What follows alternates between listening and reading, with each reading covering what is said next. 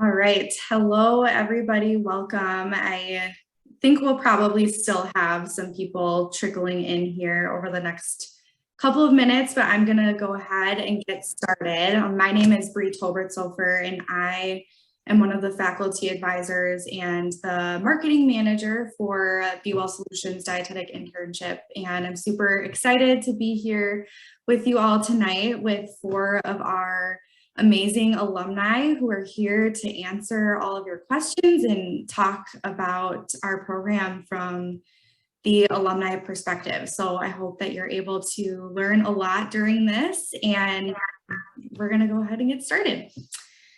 So just to start, so for the first half hour or so, I am gonna give the alumni a chance to introduce themselves and tell us a little bit about what they're doing now as dietitians, when they went through the Be Well Solutions Dietetic Internship, and anything else that they want to share. And then I have some prepared questions for them.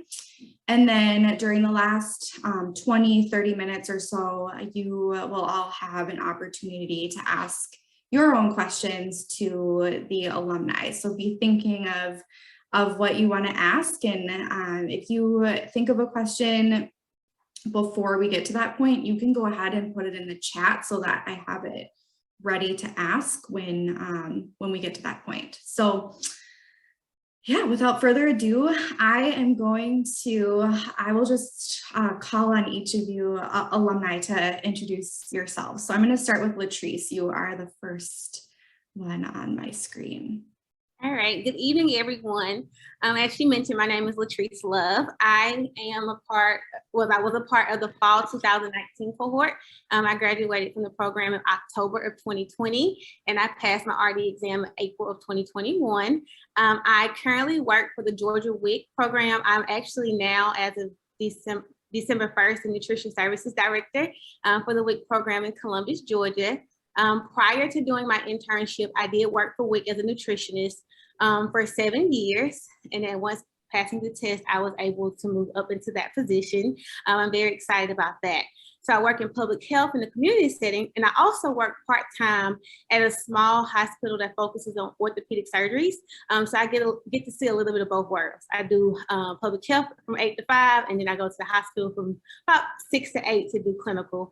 So I enjoy it. So that's one of the things I do enjoy, is I get to see, because that was one of my concerns and worries, that I love community so much, I was going to lose my clinical knowledge, but I was able to get a part-time job it doesn't take a lot of my time. I can still get that clinical. So that's me. Awesome. Thank you. Next up is Hillary. Hi, everybody. I'm Hillary. I graduated one cohort before Latrice, so spring 2020. And yeah, so I finished in, it must have been May of 2020. Passed my RD exam in July of 2020. And then I actually was at Baltimore County WIC in Maryland for a while before switching gears a little bit. And I'm now at a inpatient eating disorders practice. So at a hospital, all, for me at least, adolescent patients, and working with them both inpatient and then a little bit in like the intensive day hospital kind of setting. Awesome. Thank you, Hillary, for sharing. Next up, I have Cody. Hi there. My name is Cody Reiser. I graduated last year and also passed my exam last year. I am currently working in a little clinic called Iowa Weight Loss Specialists. I am a bariatric and weight management dietitian, and I also opened up and I'm currently running a more intensive coaching program for many of our patients. That's all I got. So kind of clinical, a little bit, outpatient. Thanks, Cody. And Sam, you're up. All right, I'm Sam. You guys made me really think about when I graduated, because it was a while ago. I graduated, I guess, I did my program in fall of 18, so I was done like the summer of 19, I think. Honestly, I don't know, but it was around that time period. It's before 2020, that's all I know. I am in private practice. So I have been a personal trainer for about 10 years before I actually did the internship and before becoming a dietitian. So I pretty much always knew I wanted to have my own practice. I am a non-diet dietitian, so I specifically work with chronic dieters, eating disorders, and disordered eating in an outpatient setting through my own private practice. I also do group programs as well. And then I also work as a non-diet personal trainer. I have a professional development for trainers and coaches and that kind of realm. And then I'm also a coach for Orange Theory Fitness on the side as well. So I do a little bit of everything, but mostly private practice. So we have a really good variety of different dietitian positions on the call tonight. And I think that's always really interesting for students and interns to hear just about all of the different opportunities that there are available for RDs post-internship. So I am going to move on to the specific questions that we have laid out. And the first one is for all panelists to answer. And that is, what ultimately led you to choose a distance internship and BWSDI specifically? And let's see, Hillary, we'll start with you. Got it. You can actually see my quote on the website. I sort of embarrassedly just realized, but under what made you choose BWSDI. But I stand by what I said, which is that BWS is the least distance program that I found. And I knew from the second I got on the interview, the phone interview, how sort of in it together we all were. And I think sometimes people worry when they are doing a distance internship that you kind of have to do all the work yourself. And it became very clear as soon as I was on that interview call that that was not the attitude here. Which I know when you're trying to cobble together all of your rotations and see if this is even going to happen, it's horrifying. And having that support felt really, really good in that time. Thanks, Hillary. Latrice, how about you? So for me, kind of to pick up back what Hillary said, they were the organization that made me feel most comfortable. Because as I mentioned, I work for the WIC program, and in most states, WIC does have an internship. And when I graduated from college, that was the plan, to do that internship. And then when it came time for me to do it, I was like, I don't want to do this one. It wasn't because it wasn't a good program, but I was like, I want to venture out. I want to network. I want to meet new people. And when I was reaching out and learning about Be Well, it was the one that felt right. It felt at home. Even when on the interview, I felt comfortable, but okay. And then how she said we had those groups, and knowing that I felt apart. I just wasn't in an internship and I had to figure it out on my own.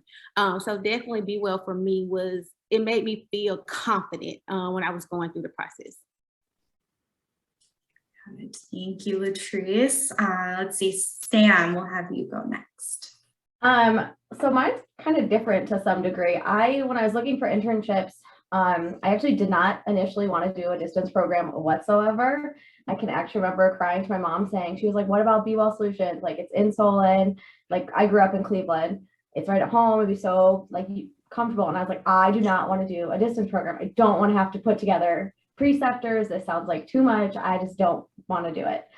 But I also knew that as a dietitian, I identify as being very different, if you will, in the sense of I was much older than most of my peers applying to this program. I have a family, I have a full-time job, and I knew from the get-go I wanted to work in eating disorders. And working in eating disorders, the opportunity to intern at places is pretty limited. And so Be Well Solutions, when I got to thinking about it, I realized I could make the internship my own and make it work for me. And that meant also, like, I knew we had vacations planned and like life planned, and those were all things that I could account for with my internship. And I also knew that I was not going to work clinical after my internship. I was going to go right into being an entrepreneur and being in private practice. And so what clicked for me was that I can make the internship my own.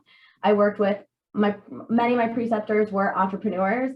Many of them worked with eating disorders, and it fit more with really what I wanted to make my career, because I didn't want to spend a lot of time doing things I wasn't necessarily super interested in. I wanted to really focus it to set me up for success.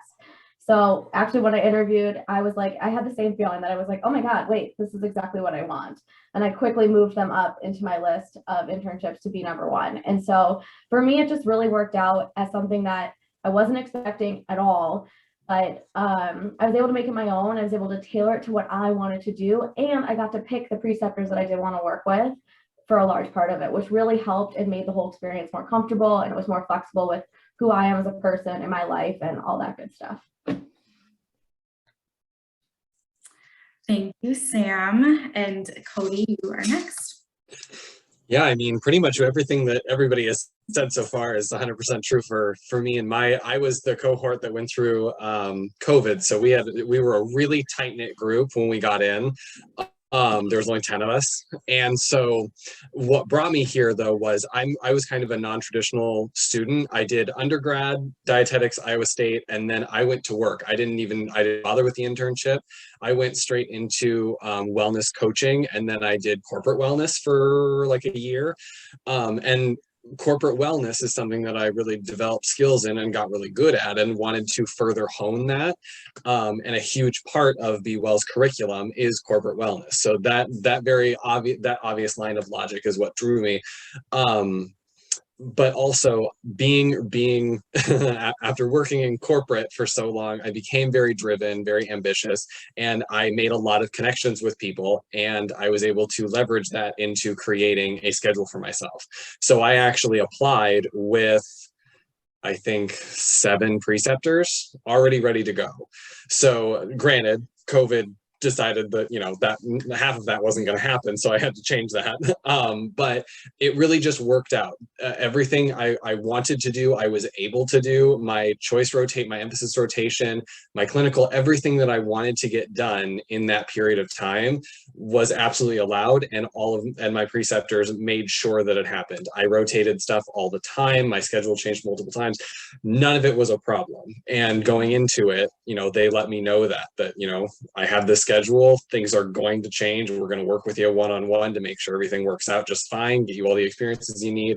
Here's the curriculum we've got on our end. And it just worked out. Autonomy and freedom in my schedule was really important to me. And BWell was really able to be there for me and allow me to do what I wanted to do and have the internship I wanted to have. That was huge. Great. Thanks, Cody. It's so interesting to hear everybody's unique stories about how you decided to choose BWSDI, but I can tell there's definitely some key themes in everybody's responses. So thank you for sharing.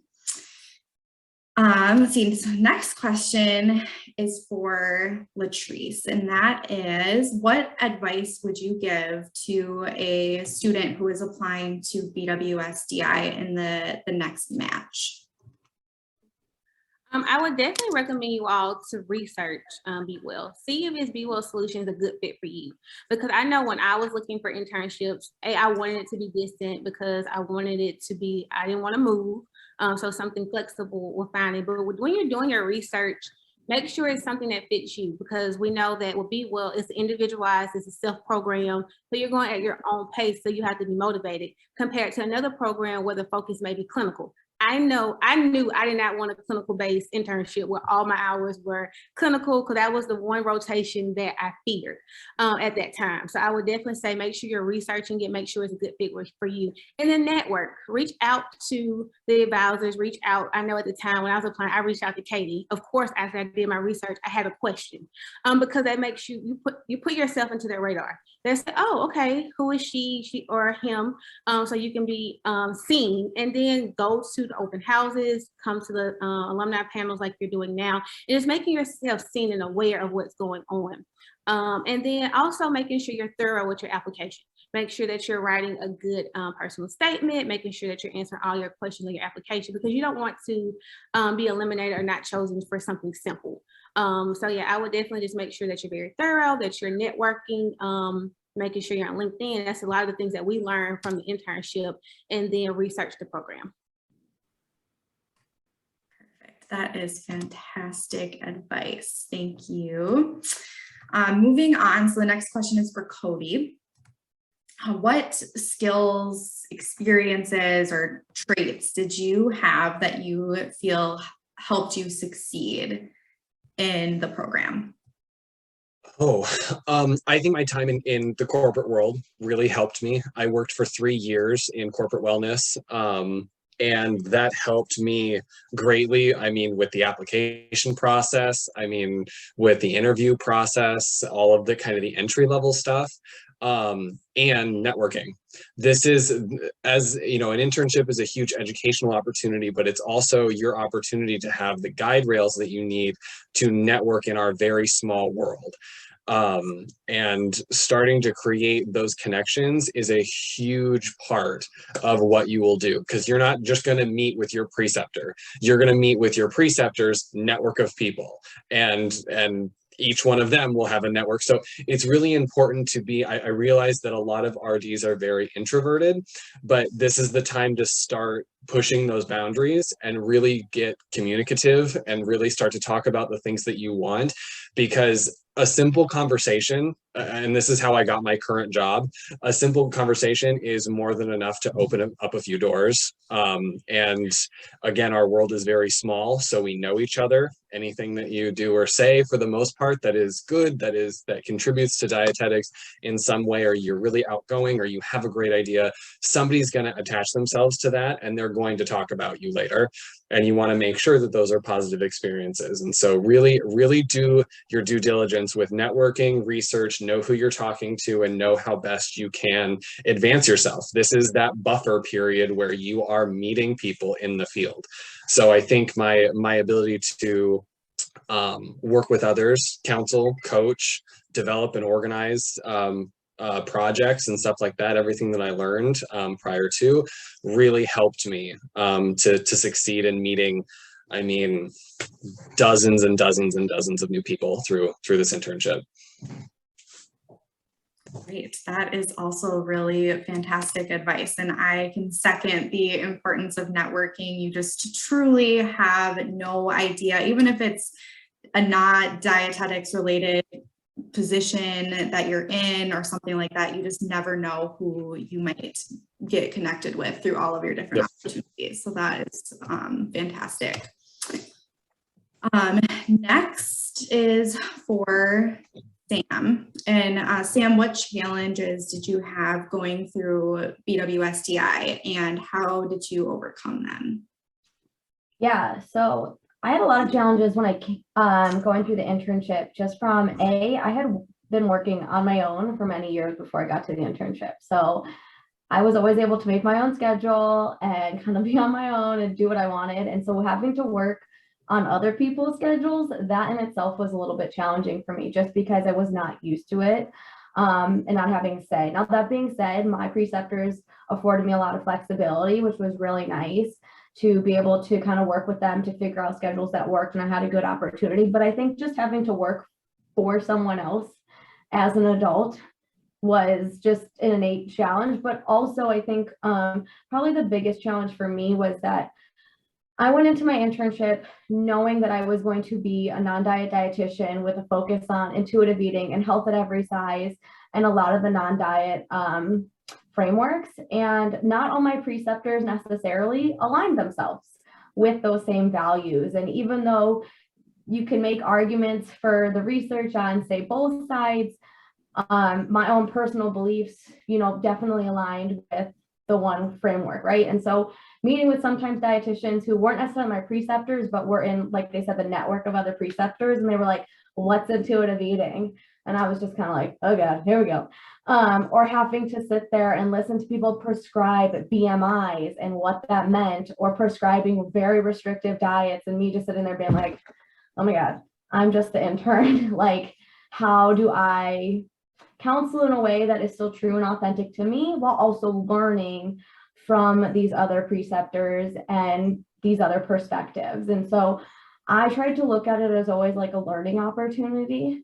and that taking away maybe the skills from it, and that different perspectives are valid. The four of us here have different perspectives. We work in different fields of dietetics.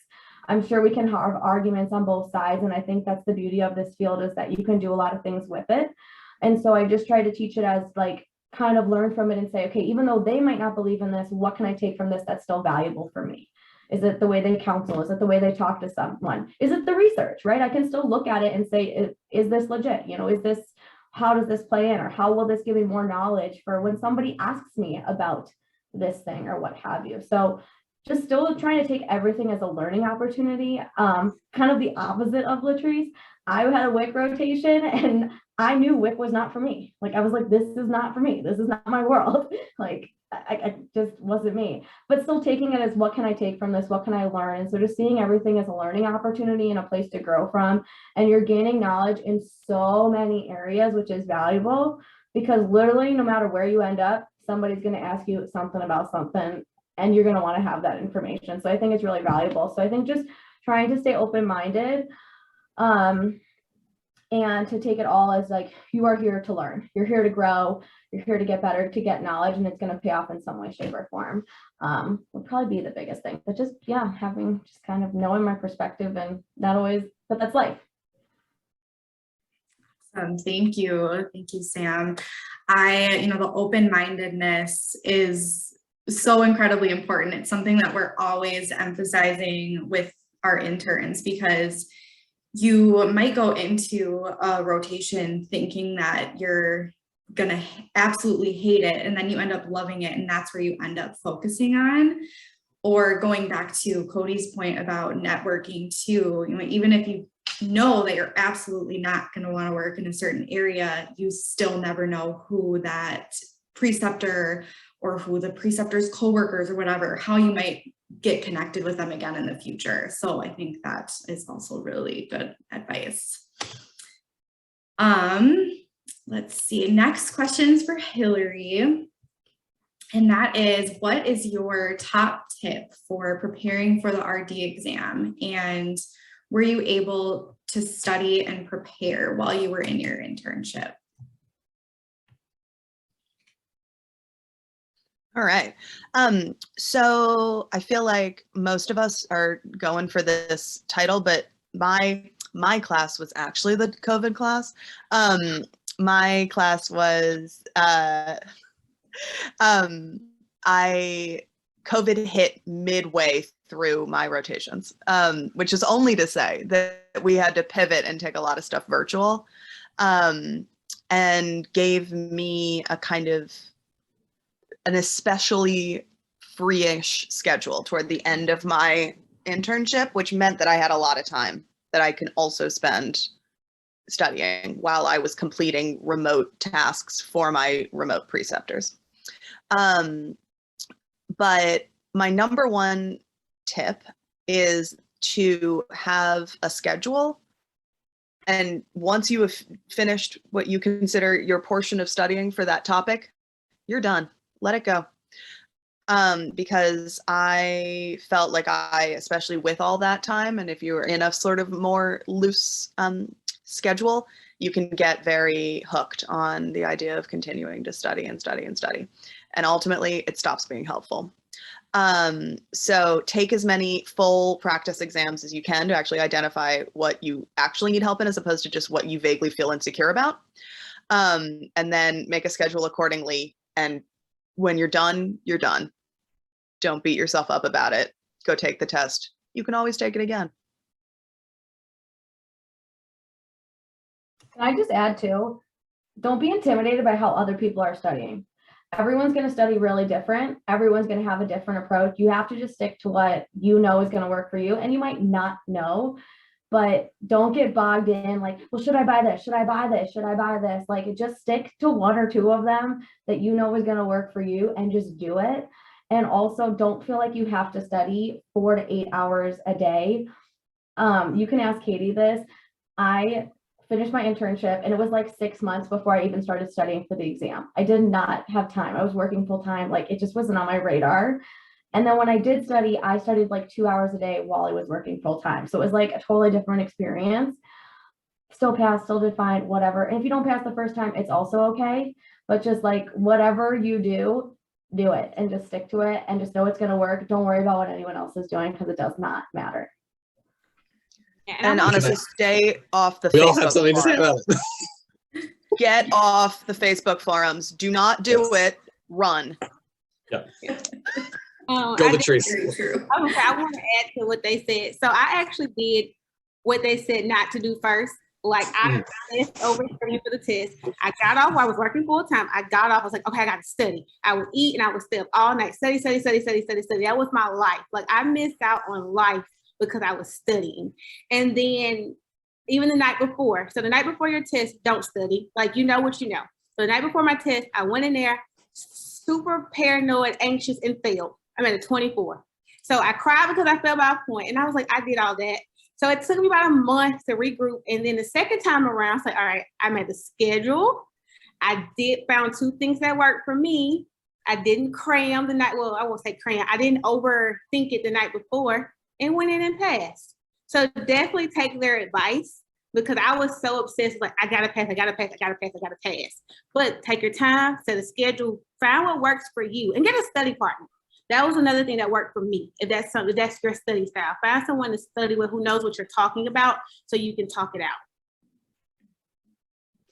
So my hot tip was I went in with a practice round. I was like, I'm gonna go. I graduated and then I studied for like 4 hours daily. Cut it off at I would do like that was my full-time job for a little while. I would do like noon to like, or I'm sorry, 8 to like 1 or noon or 1 or something like that. And then I went in and I was like, this is just a practice round. This is just to get the jitters out because I have horrible testings. I mean, I was literally when going into the testing center, even though I went through the entire textbook, I knew I did blah, blah, blah. I felt very confident about it. It's still a very nerve-wracking thing to do. And so give yourself that one-off. Give yourself a practice run. It doesn't mean anything. You don't have to tell anybody about it. It does not matter. You'll pass when you pass. The other thing is, it's not like studying for any other exam. Because you can study food service until you're blue in the face, but they're going to give it to you in a way that is intentionally confusing. You have to critically think about what the question is. And so you just have to learn concepts. You have to know everything at a superficial level and then just like one level down so you can manipulate it. You have to be able to play with each one of the topics with anything. And then I, like the day before, like memorized a couple of measurements and stuff like that, which didn't come in handy because I didn't get any food service questions. So the other piece is your test is going to be completely individualized to you. And that's okay. I got super lucky. I got like 12 bariatric questions. Who gets that? And that was like my emphasis in half one of my clinical rotations. I mean, some of it is just luck. Don't stress out though. Yes, absolutely. One of the biggest tips that I got before I took the RD exam was just that for many of the questions, there's no right answer. You have to choose the best answer. And so that is just kind of how confusing that it can be. Like you're looking at it and you're like, none of these answers are correct. So it's really like testing your critical thinking skills, like somebody else said, and your ability to know those concepts versus knowing, the right answer to everything. You might get some questions that have a perfect answer, but not all of them will be that way. And I can definitely relate to just not studying how all of your peers are studying, because once again, everybody's learns differently. And I am a person who learns by writing and processes things by writing. And so when I was studying, I just wrote everything down. And I know some of my peers thought that I was crazy because I was just writing so much, but that's honestly how I learned. And so some people learn by talking through the concepts and talking through things, but that's not the way that everybody is. So thank you all for bringing up all of those fantastic pieces of advice. Hillary, were you going to say something else? Your box keeps lighting up. Maybe not. Maybe my Zoom's just being weird. Oh, no. Let me mute myself. Okay. Who knows what's going sorry. Sorry, maybe my Zoom is just being weird. All right, so we are gonna jump in now to the questions that our attendees have. So we've gotten a couple in the chat. One of them comes from Marissa, and is it required to secure preceptors in order to apply, or will having them secured just give the applicant preference over someone who does not? This is probably more of a question for me, but so I can answer it, but then if the four of you have anything to chime in with securing preceptors, then you can go ahead and do that. So Marissa, to answer your question, we do strongly prefer that you have all of your preceptors secured and your schedule complete before applying, but it is not a requirement, especially during these challenging times that we're still in because of COVID. We completely understand that it's not going to be possible for everybody to have those schedules 100% complete. So we do still encourage everyone to apply, even if you don't have all of your preceptors nailed down. And we'll just ask that you provide us with updates as you go. So say that you submit your application and a couple of weeks later, you're able to confirm a couple of your missing preceptors, then just send us an email on bwsdi@bwellsolutions.com and let us know what update that you have, and we'll be able to add that to your application. So, so that's my answer to that. I don't know if any of you alumni have anything to chime in with securing preceptors before applying, but yeah, so because I had so much time on my own, I left one of my corporate wellness positions to do this. I over secured. I think I got 12, like 10 or 12 preceptors, and then applied. And then once I got in, my advisor was like, that's too many. That's too much paperwork. We're not doing that. And so we reevaluated some of those preceptors and what would be best for my schedule and blah, blah, blah. We worked through it. But that was something that was hugely beneficial for me because I knew there was no time crunch. There was just the time that I needed to secure what I could and then apply.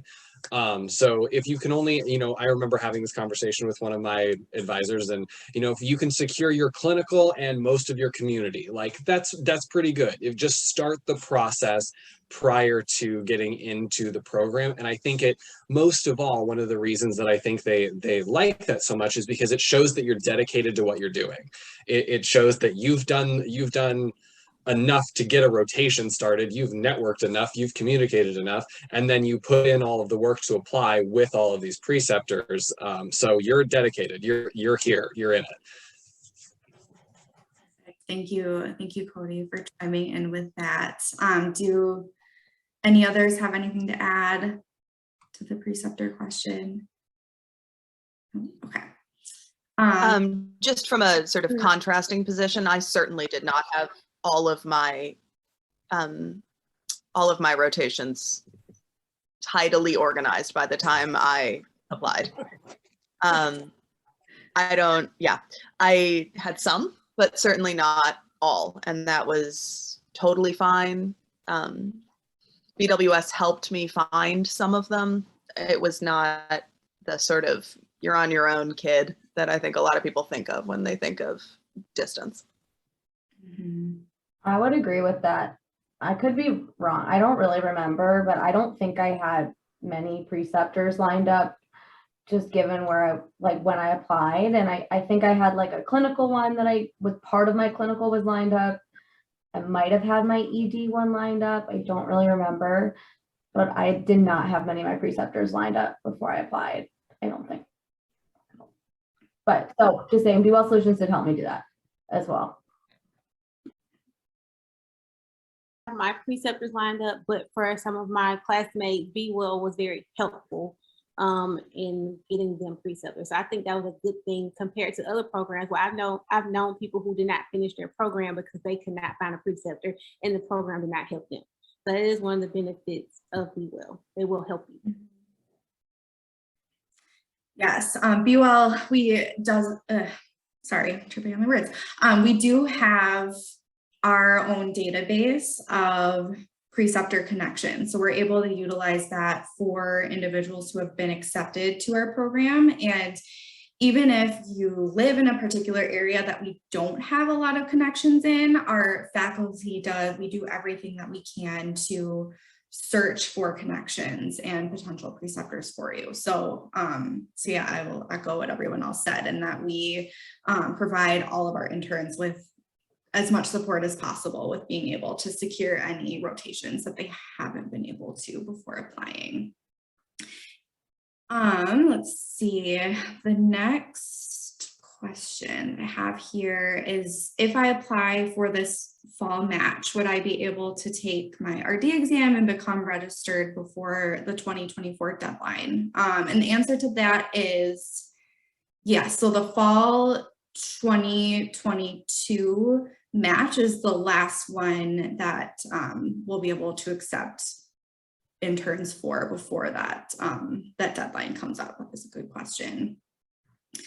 And then this next question, I think this was sent directly to me, but so this one is asking about resources besides the pocket guide to eating disorders from the Academy to learn more about eating disorders.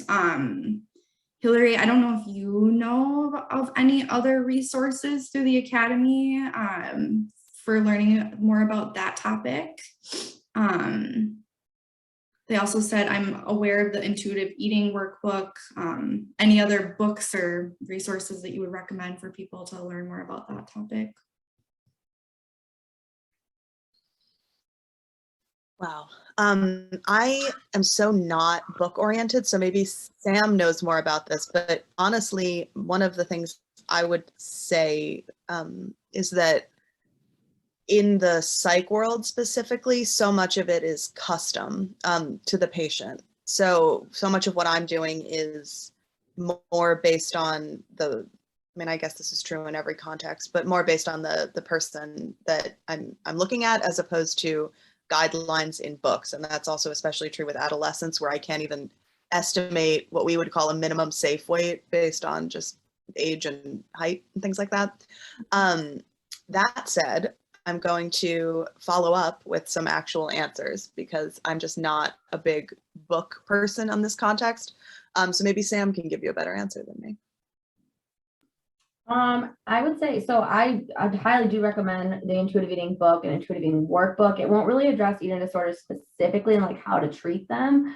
And there isn't really a good how-to guide on like how to treat eating disorders. I have one other book. I have to find where it is in my little office here. There's this one, actually, no, I can find it. This is like eating disorders. It's a clinical guide to medical care and complications that you can kind of look through. But my biggest recommendation is just educate yourself about like how they develop, and like Anti-Diet by Christy Harrison, I think, is wonderful. Her Food Psych podcast is really great. I would also just highly recommend joining EDRD Pro because it's a whole collection of eating disorder, both therapists and dietitians to connect with. And there's a lot of good resources on there, from like literally weekly webinars that you can tune into. It's pretty cheap for a student to join, and there's a lot of good resources. I was very fortunate that I started intuitive eating really, really in depth in graduate school before doing my internship. So I had like a lot of knowledge, and I took an eating disorder course in graduate school that really helped, and then like lived experience. But I think just like any of the anti-diet books are very helpful. Health at Every Size by Linda Bacon, I would highly recommend as well.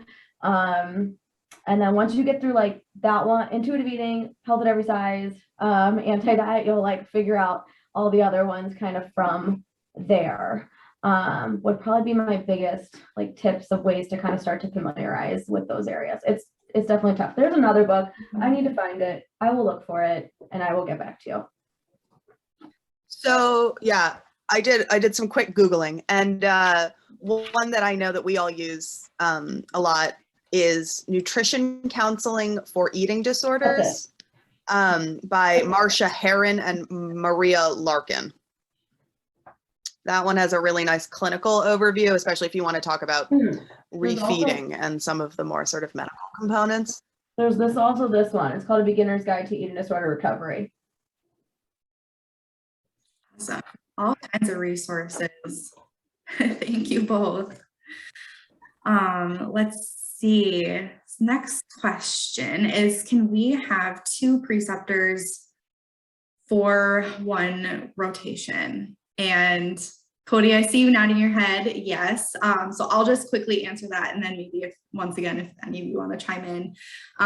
But yes, you can split your rotations up to have more than 1 preceptor. The only rotation that is not allowed for is food service, because food service is only required 80 hours. So it wouldn't really make sense to split up a rotation to be 2 weeks. But in some situations, like for clinical and wellness, those longer rotations, it might offer a better experience for you to split up into more than 1 location, more than 1 preceptor.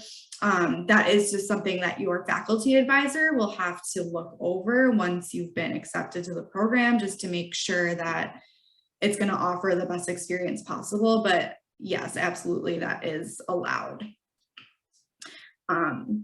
Anyone want to chime in with anything else with that question?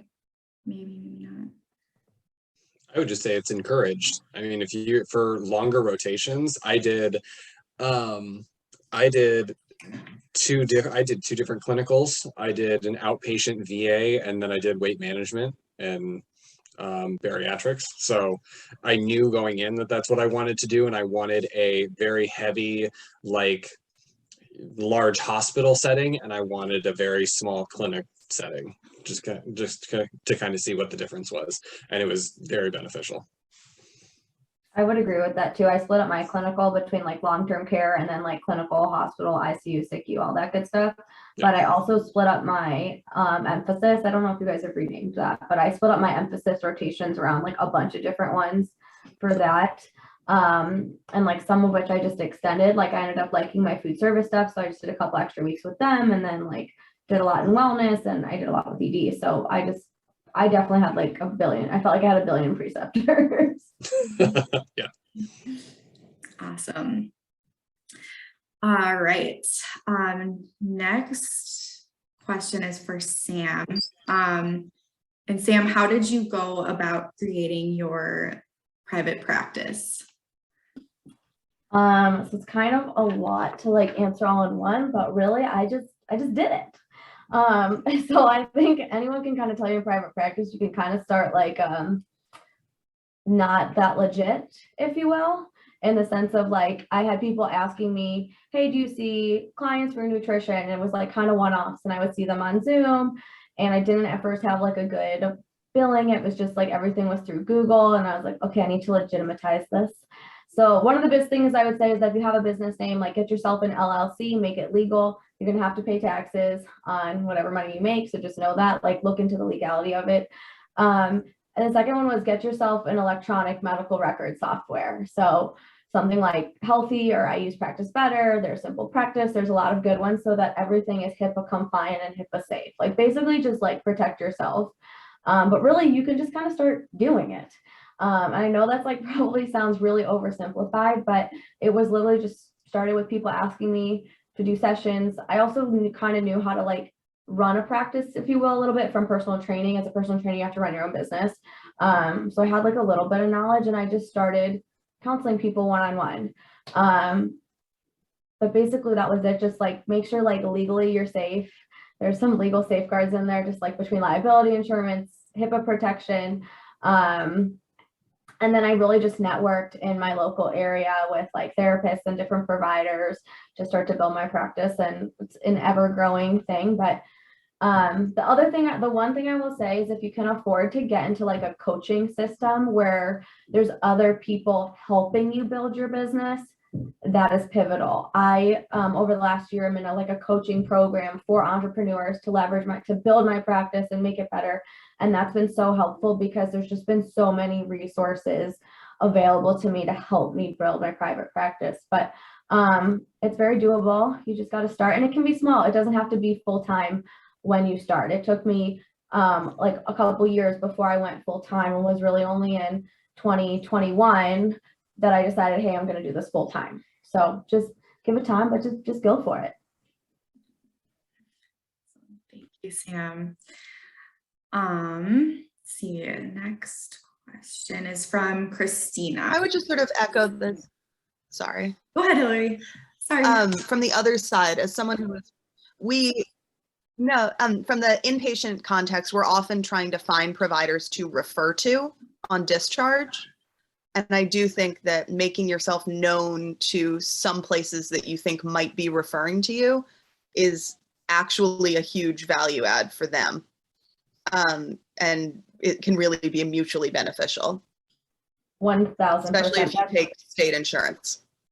Yeah, no, she's right. That's what I did, was I connected with like the Emily program here in inpatient places, and like a lot of therapists really who work with ED specifically, and just network, and like, because it's going to be mutually, people want to know that it's going to benefit them as well. And so when they know you're going to send them clients, they're going to send them back to you. It pays off, and you can build a whole system on referrals and whatnot. Yeah.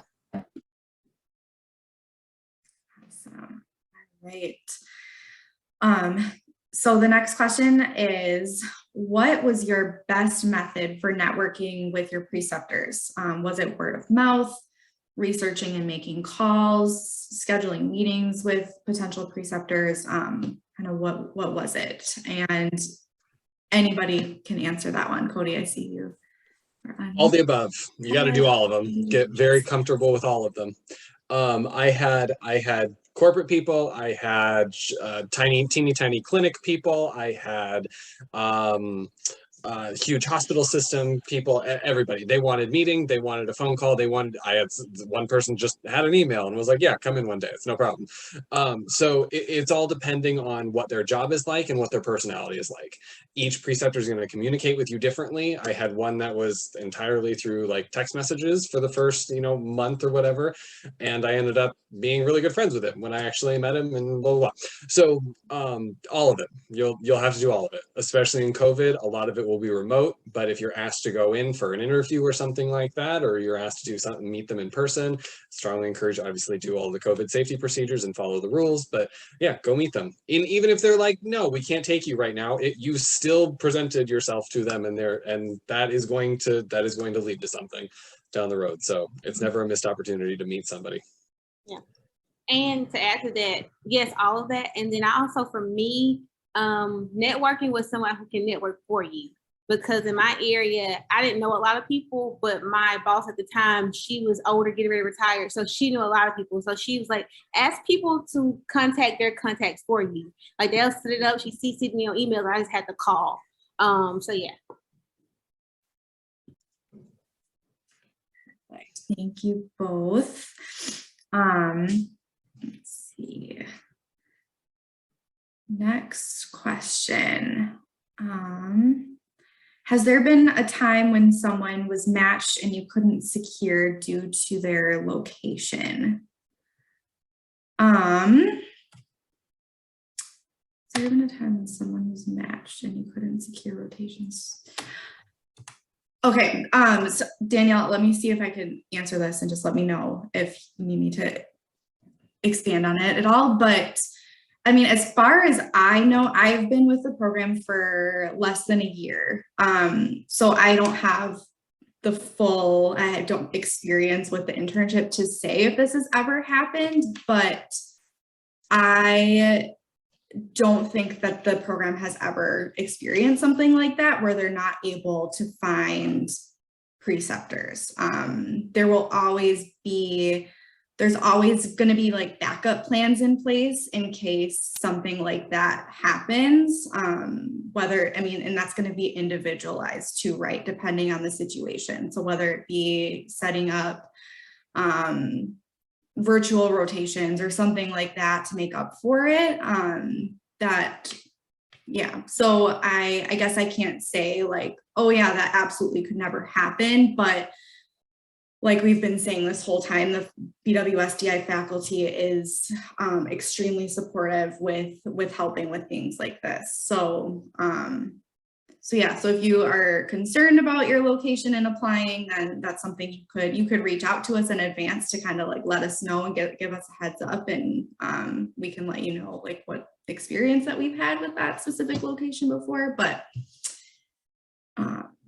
yeah, that is my best answer to that. Hopefully that helps. All right, and then let's see, next question. Do you all have your master's degrees, and would you recommend pursuing one? And is it hard to get a job without one? Do you want me to start this fire? Sure.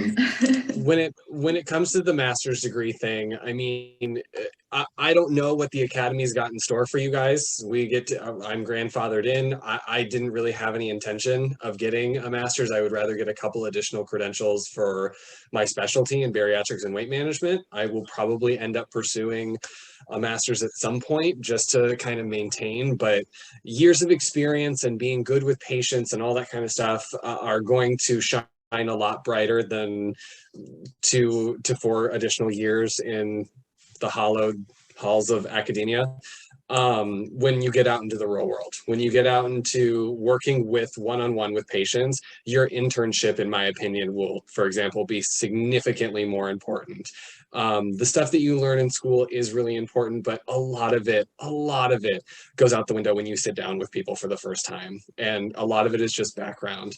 And the master's is something that I understand is going to be required, and that's going to be an additional obstacle. It's going to be a tough one, but what you learn out in the field is, I don't know if anybody else is going to agree with me, but it is infinitely more important, especially when you sit down with a recruiter or somebody that's about to hire you.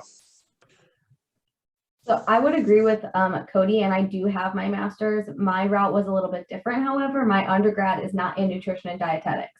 So I did my master's in order to be didactic complete so that I could do a dietetic internship. So my master's was a little bit different. That being said, I was someone who just like always wanted a graduate degree. So I knew I was going to go to graduate school in some way, shape, or form. I 100% agree with him though, that your experience, who you are as a person, how you talk to people, are you personable, what do you like, that's what gets you a job. I will also say this, if they keep it, in my opinion, of a master's degree in general, this is what I tell anyone who's like, should I get my master's, is do it in something that is going to help you. So if it's still saying that like you can have a master's degree in anything, if you want to be an entrepreneur, get an MBA. If you want to like do a lot with social media, get a master's in marketing. Do it in something that's going to elevate you. It doesn't have to like still be nutrition and dietetics. Now, if you want to go into public health, do it in public health. But like if you want one, do it because it's going to elevate you in some way, shape, or form and give you something beneficial. And then also look at, there are a lot of different master's programs out there, like a lot. So like some are more thesis driven, some are more research driven, some are like 10 months. They vary so vastly. So again, just do your research if that's like something you're interested in, because they're all so different. And yeah, but I also would agree that like I don't think you have to do it. It's a big financial thing to do if you really, really want it. And that's what I would say. Make it worth your while if you're going to do it. I agree with Cody and Sam. I don't have my master's. I want my master's because I want it, but also I'm being realistic of the cost. But just like Cody said, it's all about you, your work ethic, your networking, you as a person. Of course, if you're not a good people person or a good worker, then yes, you might need some extra credentials to get you in the door, but it's all about selling yourself. And the other really tough pill to swallow is that the hope, I assume, from the academy is that the masters will make dietetics in the field, dietitians in the field more prestigious and will come with a pay raise. The tough pill is that's probably not going to happen anytime soon. I am willing to bet that I will likely die before that is going to occur. just because of how slow things typically go. The pay, the financial comeback for the pay, the profit that you're going to make out in the field, you're still a dietitian at the end of the day, and you have to realize that. And so just do what you can. But to Sam's point, if you're going to go for that master's, make it count, make it something profitable, make it something that's really different, or something that really fits into corporate, or fits into whatever it is that you want to do to wherever you want to climb. Figure out what that ladder looks like for you and then initiate it. Yes, I totally agree with all of that. I mean, it's hard to say how exactly the field and the job market is going to change after the master's is required. But I got my master's, it was combined with my internship back when I finished that. And I always say that if I could go back, I would have gotten it in something other than dietetics, not because I don't think that it was beneficial to get it in dietetics. I just feel like my interests lie in other areas. So I think it is just incredible. Like back then, that was like 2013, 2014 when I finished the master's, and it just wasn't really talked about, the fact that you could get your master's in something else if you were a dietitian. It was always just like, get it in dietetics, and that was that. So yeah, I also think it depends on kind of where you're applying to jobs too. Like some of them are going to want to have dietitians who have masters, but some of them are going to focus more on the experience piece of it. So it just really kind of depends. If you can, get a job where somebody else is going to pay for your master's. Also, That 10 out of too. 10 recommend. Get a job where somebody else is going to pay for it, and then do it. But anyway, that's just... Yep. Let's see, we have 3 minutes left, and a question just came in from Sierra, which was, were you able to work during your internship? So I'll go. I did work at the beginning, and then with my job, I was able to still secure my job, and I took a leave, and then I came back. So I started at the beginning working, and then at the end I didn't. But also, Sierra, I just wanted to say to your point about you feeling pressured, lots of pressure to give up. Don't give up. Like I'm pretty sure the 5 of us have had different journeys to get where we are.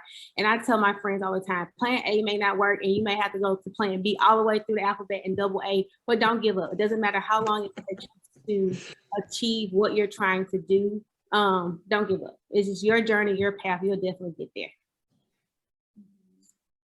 100%. I was just gonna say I would have driven myself insane had I worked.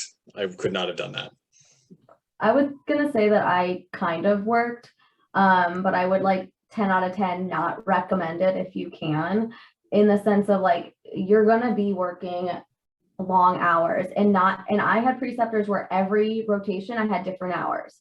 So some rotations I was 7:30 to 3:30.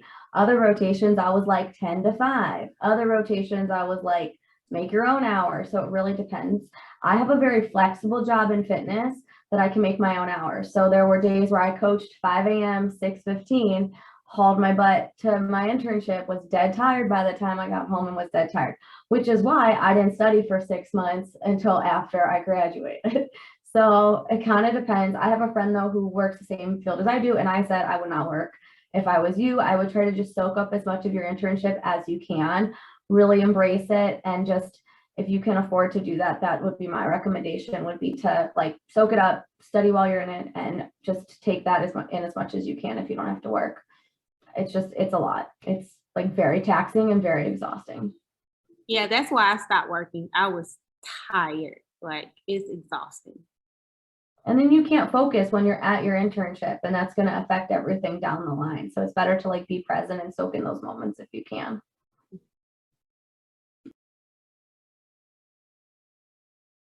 I also think we sometimes underestimate how, no matter how nicely organized your rotations are, you might have quite a bit of a drive. And just factor that in, between that and the work for the internship itself, and just life and how hard it is to do a new thing every day. I don't recommend working now. one of my, just to her point, one of my rotations that I really wanted, I loved it. It was a 3-hour round trip drive every day, 5 days a week. So yeah, it was amazing, and I don't regret it at all. I don't know how I did it, looking back on it, but yeah, if you can afford to not work, I think we would all agree to don't do it. Because you are working, you're in an internship, and then you go home and you're going to do your schoolwork.